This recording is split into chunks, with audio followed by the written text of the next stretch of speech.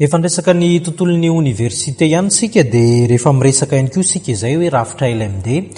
dia mbia ao an-tsaina avy hatrany ny tontolon'ny fampianarana ambony nosokafana tamin'ny fomba ofisialy androany ny atrikasa nasionaly andiniana ity rafitra ity sy ny faimpiainan'ny ministeran'ny fampianarana ambony sy ny fikarohana ara-tsiansa ahoana no mety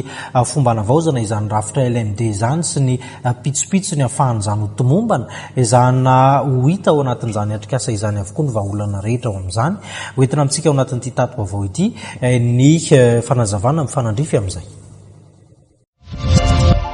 Isy ny fanavaozana amin'ireo rijateny mandamina ny rafitra LMD taorian'ny atrikasa isam-paritra nakana ny efitr'ireo mpisehatra sy samihafa amin'ny fampianarana ambony ny sokatra nanomboka androany ny atrikasa nasionaly izay karakarainy ny ministeran'ny fampianarana ambony sy ny fikarohana ara-tsiansa. Anisan'ny lesoka zao zay navaozina dia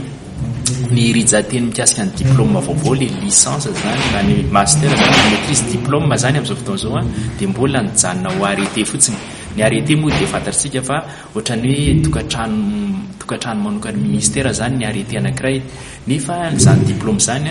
tokony ahafahana mitady asa ohatra na ahafahana mandeha ho any amin'ny fampandrosoana ministera isan-karazany. Dia ny anisan'ny fanavaozana zany zao dia ny famadihana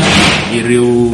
diplôme zay arrêté teo aloha ho lasa décret satria ho iaho hoe lalana ray ahafahan'ireo mpianatra izay nahavita licence ohatra na master zany hiditra ao misehatra ny asa. Anisan'ny fanavaozanao ihany koa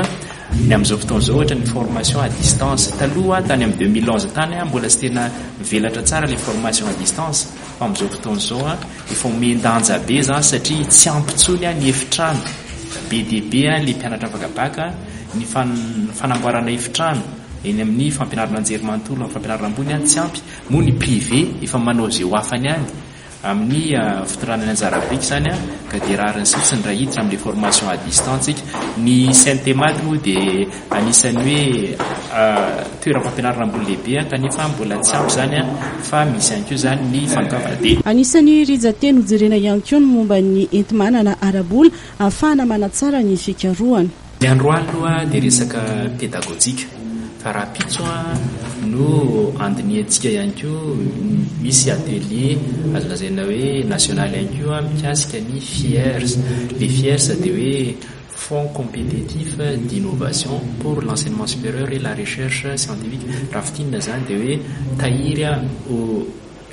tahiry